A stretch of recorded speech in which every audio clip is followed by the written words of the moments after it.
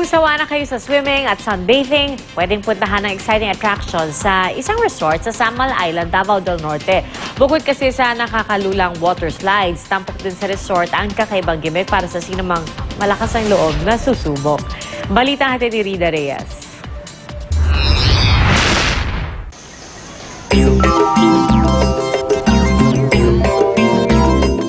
Di lang magagandang tanawin ng hatid ng Samal Island sa Davao del Norte.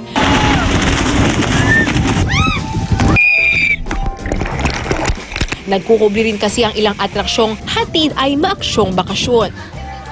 Sa resort na ito, extra challenge sa mga malululain ang higanting water slides na ito na 40 meters ang haba.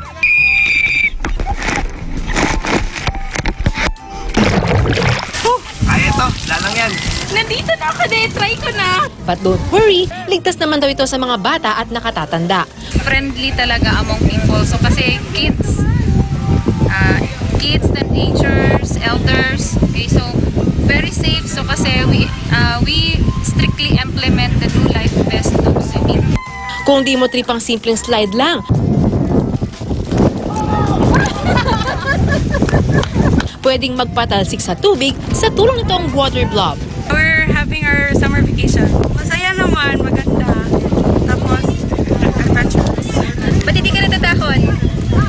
Kasi lalaki ako at malakas. Ang siste, pagtalon mula sa isang diving board, kailangan lumapag sa dilaw na guhit ng higanting floater na ito at unti-unting gagapang papunta sa dulo ng floater. Pagdating sa dulo,